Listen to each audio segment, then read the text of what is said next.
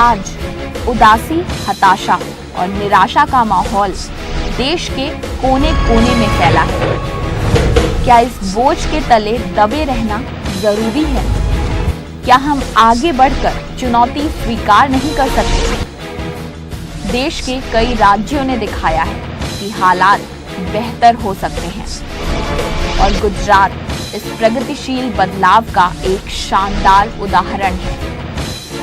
एक बदलाव जिसकी बुनियाद सुशासन के मूल सिद्धांतों पर आधारित है। एक बदलाव जिसके चर्चे देश में ही नहीं विदेशों में भी हैं। आखिर कैसे हुआ ये बदलाव? क्या है इनकी सफलता का राज? नए सुधार, अनूठी पहल और परिणाम देने वाला दृष्टिकोण, इन सब से मिलकर बनी है गुजरात सफलता की कहानी। एक ऐसा क्षेत्र जिसमें आज भी हम पिछड़े हुए हैं।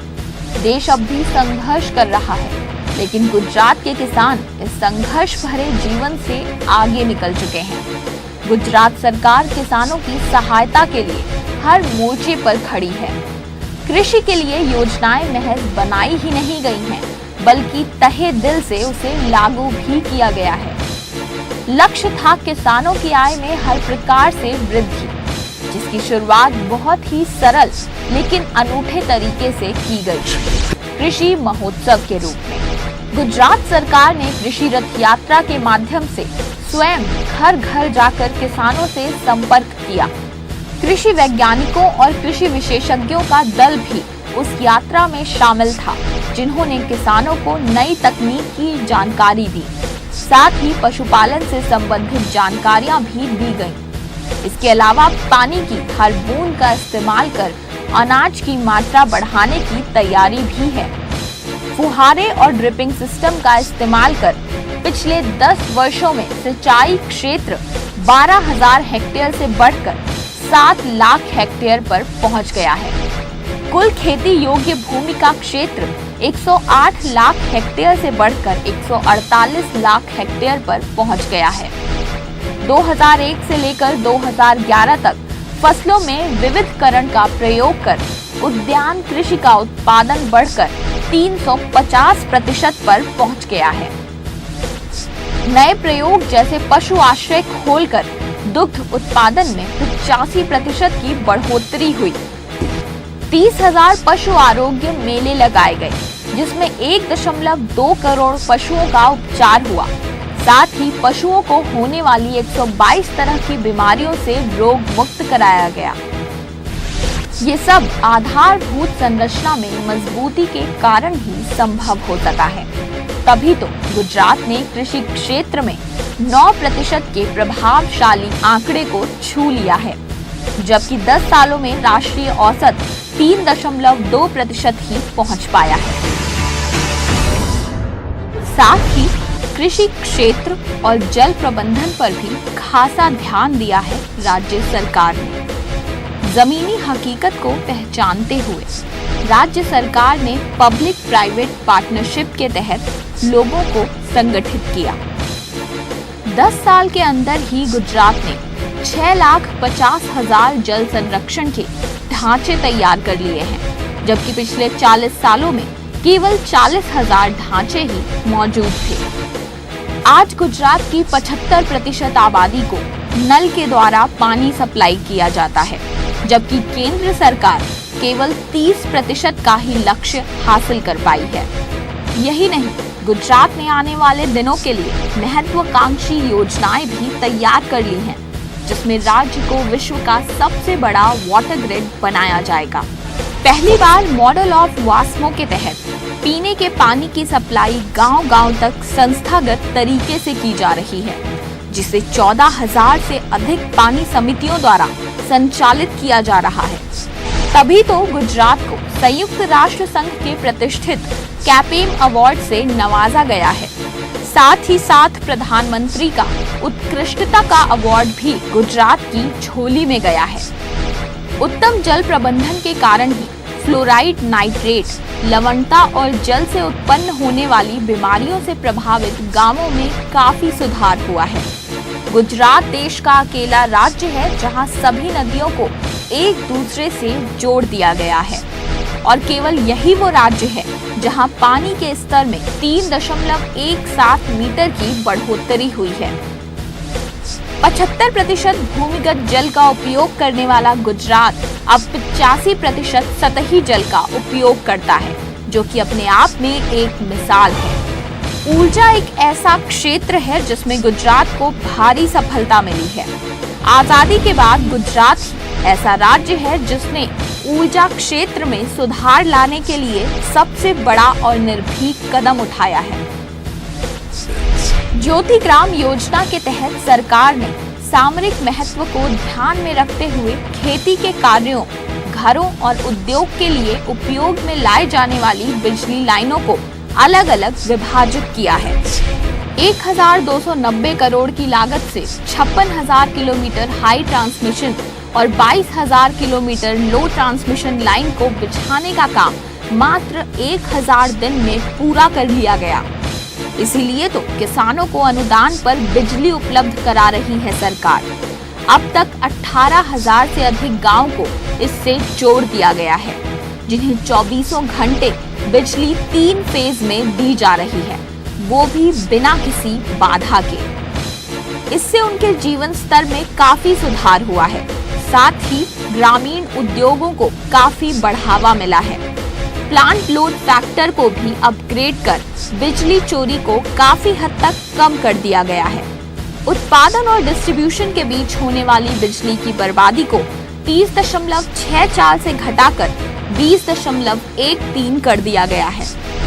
गुजरात इलेक्ट्रिसिटी बोर्ड नवीनीकरण कर PSU में बदल दिया गया, जिसके चलते 2001 में जो घाटा 2,543 करोड़ का था, वो GEB रिपोर्ट के अनुसार 2011 में 624 करोड़ रुपए के फायदे में तब्दील हो गया, वो भी 7 साल में बिना बिजली दर बढ़ाए हुए।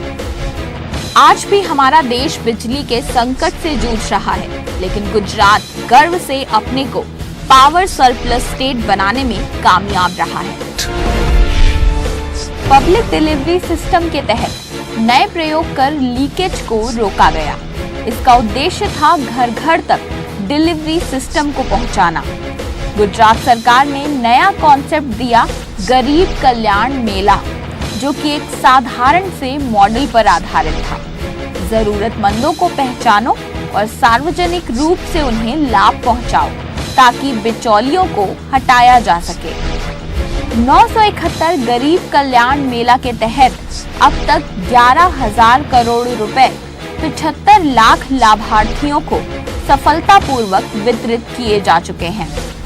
इस अथक प्रयास से अनुदान वाले राशन और सामग्री के वितरण में कालाबाजारी को पूरी तरह समाप्त कर दिया गया है। गुजरात ने डिजिटल राशन कार्ड और फूड कूपन की भी शुरुआत की है, जिससे मॉनिटर करना काफी आसान हो गया है और साथ ही साथ इस योजना में पारदर्शिता भी लाने में मदद हुई है। इस मॉडल को सुप्रीम कोर्ट ने भी सराहा है और अन्य राज्यों को भी इसे अपनाने की सलाह दी है। मानव संसाधन के क्षेत्र में प्राइमरी एजुकेशन से लेकर हायर एजुकेशन, स्किल डेवलपमेंट और अंततः रोजगार में भी इस राज्य ने नई ऊंचाइयों को छुआ है।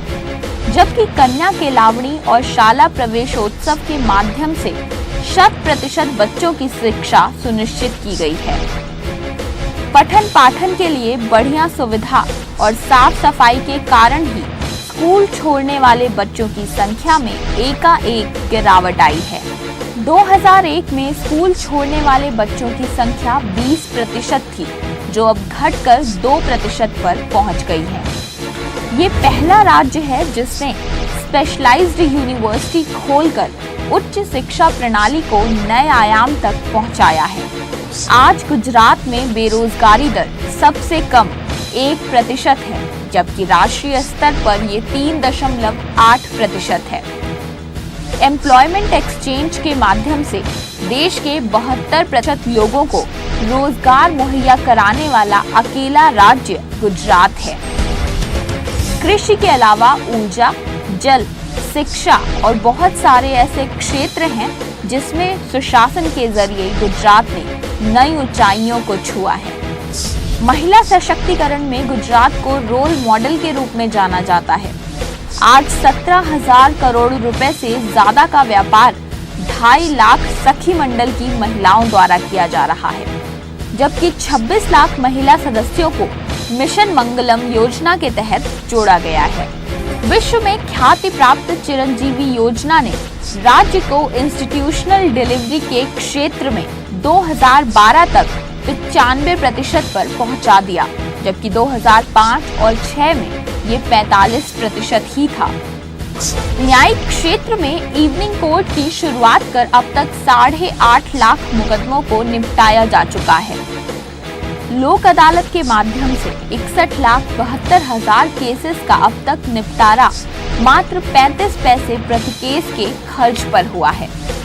राज्य की आपराधिक दर 11.8% है, जबकि राष्ट्रीय स्तर पर ये 19.6% है। महिलाओं के विरुद्ध अत्याचार 0.7% है, जबकि राष्ट्रीय स्तर पर ये 2% है। सूचना प्रसारण की सहायता से लोक सेवा क्षेत्र में काफी विकास किया है गुजरात ने, जैसे शिकायतों का निपटारा। स्वागत के माध्यम से आम आदमी की शिकायतों का निपटारा सीधे मुख्यमंत्री के द्वारा किया जाता है। लोक सेवा में पारदर्शिता, जवाबदेही और जिम्मेदारी के लिए 2010 में स्वागत को संयुक्त राष्ट्र लोक सेवा सम्मान से नवाजा जा चुका है। गुजरात पहला राज्य है जो वनडे गवर्नेंस मॉडल की शुरुआत कर 225 लोक सेवाओं की जवाबदेही जन सेवा केंद्र माध्यम से पूरा करता है।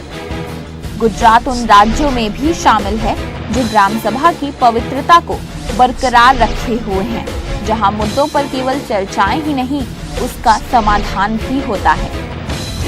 फलों और आयकर प्रबंधन से राज्य की आय में काफी बढ़ोतरी हुई है। 2012 और 13 में 0.6% की बढ़ोतरी हुई, जबकि केंद्रीय स्तर पर ये घाटे के रूप में 3.9% पर पहुंचा। केंद्र सरकार की तुलना में गुजरात के योजना प्रबंधन का कद जिस तरह से लगातार बढ़ रहा है, उससे ये प्रमाणित होता है कि इस राज्य के पास पूंजी बढ़ाने की सभी क्षमताएं मौजूद हैं। HDI के प्रति गुजरात कितना वचनबद्ध है, ये हम उसके सामाजिक क्षेत्र में हो रहे विकास दर से देख सकते हैं। 42.03% की तुलना में केंद्र 37.22% पर ही पहुंच पाया है। राष्ट्रीय औसत के अनुसार गुजरात की प्रति व्यक्ति आय में केंद्र की तुलना में 45% की वृद्धि हुई है। MSME पर भी राज्य सरकार का पूरा ध्यान है, तभी तो केंद्र के 19% की तुलना में गुजरात ने 85% की विकास दर हासिल की है। नए सुधार और अनूठी पहल के कारण ही आज गुजरात हर क्षेत्र में नंबर 1 बना हुआ है। नदी परियोजना में भी गुजरात पहले स्थान पर है।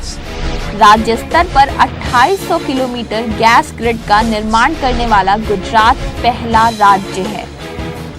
BRTS में देश का सबसे सफल राज्य गुजरात ही है। देश के सबसे बड़े सोलर पार्क वाला राज्य है गुजरात, जिससे देश की 2/3 सौर ऊर्जा प्राप्त होती है। जलवायु परिवर्तन विभाग खोलने में गुजरात एशिया में पहले स्थान पर है और विश्व में उसका 4था स्थान है, जहां जलवायु परिवर्तन से संबंधित जानकारियां मिलती हैं। ऐसी ही बहुत सारी अनूठी पहल और नई मंजिलें तय करने वाला राज्य है गुजरात, जिसकी विकास दर पिछले एक दशक में 2.5 का आंकड़ा पार कर चुकी है। 10वीं और 11वीं पंचवर्षीय योजना के अनुसार गुजरात की विकास दर 10.24% है, जबकि केंद्र की विकास दर 7.87% तक ही पहुंच पाई है। वैसे गुजरात विकास दर और आंकड़ों के खेल से काफी ऊपर जा चुका है।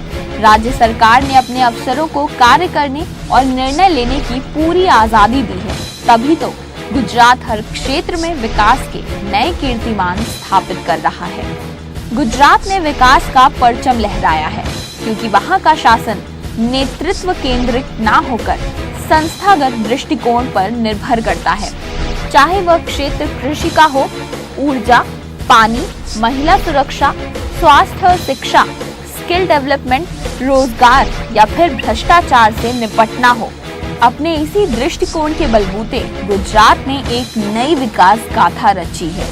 हमारे देश का एक छोटा सा हिस्सा गुजरात सुशासन की बदौलत इतना बड़ा अंतर पैदा कर सकता है, तो दुनिया का सबसे बड़ा लोकतांत्रिक देश भारत, जिसे युवाओं का देश कहा जाता है, उसमें ये बदलाव क्यों नहीं हो सकता?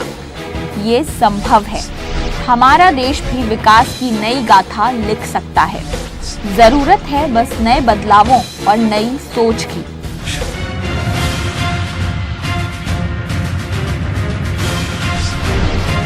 आइए हम साथ मिलकर ये बदलाव लाएं।